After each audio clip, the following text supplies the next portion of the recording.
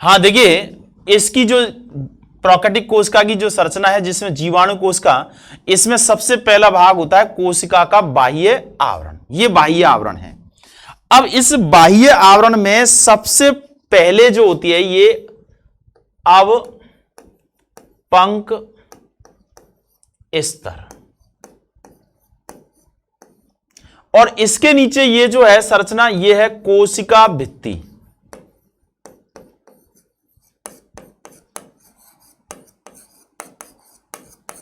और इसके नीचे है ये कोशिका झिल्ली।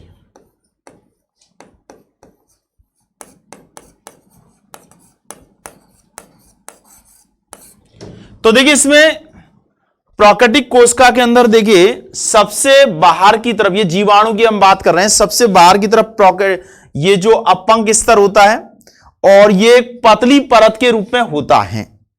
ये मुख्य रूप से श्लेष्मीय पदार्थों के द्वारा बना होता है और ये जीवाणु को प्रतिकूल परिस्थितियों से बचाने का कार्य करता है, क्योंकि जीवाणु जब वातावरण में रहता है तो तापमान की अधिकता होती है या कमी होती है, तो उस स्थिति में ये इससे बचाने का कार्य करता है।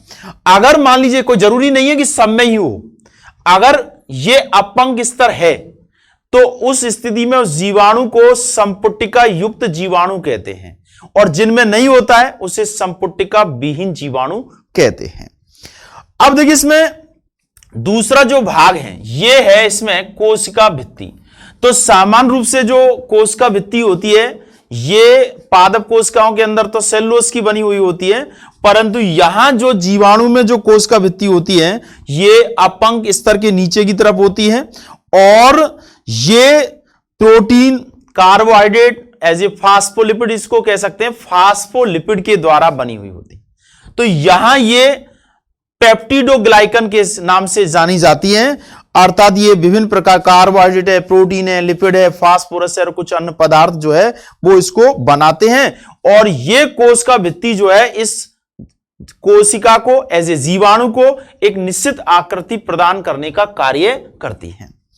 अब देखिए इसमें तीसरा है कोशिका झिल्ली। ये पतली झिल्ली होती है। अब कुछ स्थानों पर यह कोशिका झिल्ली अंतःबलित हो जाती है, अंदर की तरफ बलित हो जाती है, और इससे एक विशेष संरचनाएं बन जाती है जिनको हम मीजोसोम कहते हैं। ये मीजोसोम, इनमें क्या होता है, श्वसन एंजाइमों की उपस्थिति होती है। तो ये माइटोकॉन्ड्रिया का तो इनमें अभाव होता है, तो उस समय श्वसन क्रिया करने का काम जो है वो मीजोसोम के द्वारा किया जाता है। अब इसमें जो दूसरा जो भाग है वो इसके अंदर भरा हुआ पदार्थ है, जिसे कहते हैं कोशिका अंतःविष्ट द्रव।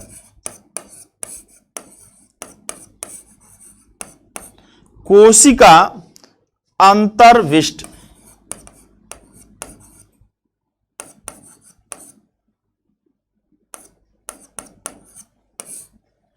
द्रव, अंतःविष्ट, अंदर की तरफ उपस्थित जो है वो द्रव है, पिंड भी कह सकते हैं इसे, एज ए कोशिका द्रव है ये।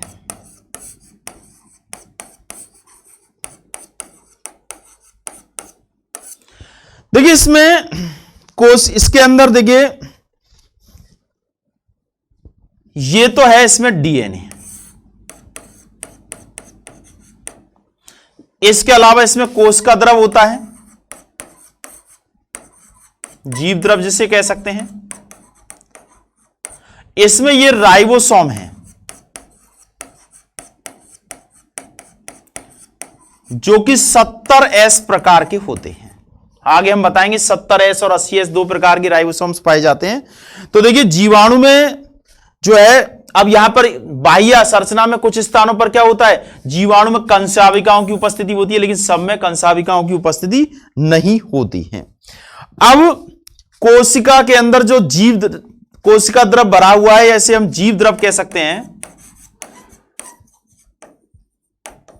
ये तरल कोशिकीय भाग होता है और इसमें इसका जो निर्माण है वो कार्बोहाइड्रेट और प्रोटीन के द्वारा होता है। राइबोसोम इसमें 70S प्रकार के होते हैं जो कि दो उप इकाइयों के मिलने से बनते हैं, और वो है 50S और 30S। 50 और 30 80 होते हैं वैसे तो, पर यहां दोनों मिलकर के 70S राइबोसोम का निर्माण करते हैं। और ये राइबोसोम क्या करते हैं, स्वतंत्र रूप से पड़े हुए रहते हैं। यूकैरियोटिक कोशिका में तो ये अंतःप्रदपी जालिकाओं पर उपस्थित रहते हैं, लेकिन यहां ये कोशिका द्रव्य स्वतंत्र रूप से उपस्थित रहते हैं और इनका जो मेन कार्य है वो प्रोटीनों का संश्लेषण करना होता है। साथ में इसमें केंद्र के पदार्थ में ये देखिए डीएनए की उपस्थिति होती है बीच में, जिसे केंद्र काव कहा जाता है। और केंद्र काव में क्या होता है कि डीएनए जो है वो कोशिका द्रव्य में ही बिखरा हुआ रहता है, ना कि केंद्रक झिल्ली के द्वारा घिरा हुआ होता है, जैसा कि किसमें होता है, यूकैरियोटिक कोशिका के अंदर होता है। और इसमें जो डीएनए होता है, इस डीएनए में हिस्टोन प्रोटीन की उपस्थिति नहीं होती है। तो ऐसा केंद्रक जिसमें केंद्रक झिल्ली नहीं है, केंद्रिका नहीं है, तो उसे केंद्र काव कहा जाता है। अब देखिए कुछ जीवाणु में यहां एक विशेष प्रकार की संरचना और पाई जाती है जो सब में नहीं होती है। उस एक अतिरिक्त डीएनए और होता है गोलाकार, जिसे प्लाज्मिड का नाम दिया गया है। और यह प्लाज्मिड जो होता है वो क्या है, एक प्रकार का वृत्ताकार डीएनए होता है जिसका आनुवांशिक अभियांत्रिकी में उपयोग किया जाता है। इसके अलावा इस कोशिका के कोशिका द्रव्य में विशेष प्रकार की संरचनाएं होती हैं, जैसे कुछ वर्णक कर्णिकाओं की उपस्थिति भी हो सकती है इसमें।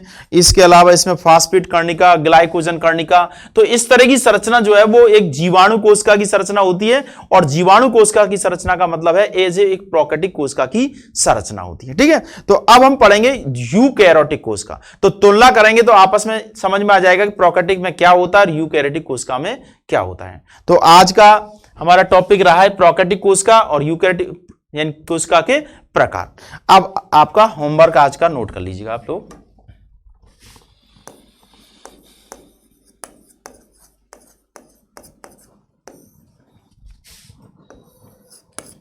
क्वेश्चन नंबर 1, संरचना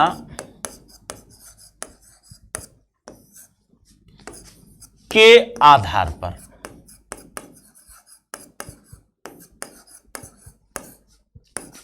कोशिकाओं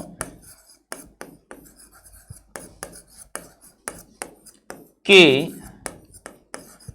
प्रकारों का नाम लिखिए।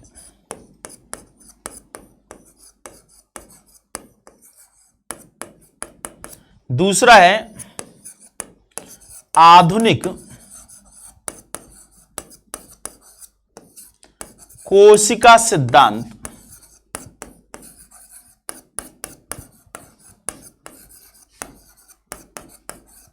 लिखिए।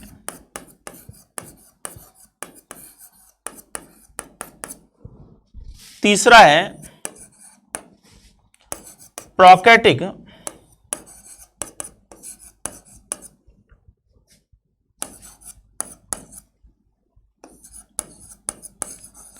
प्रोकैरियोटिक कोशिका की संरचना को समझाइए।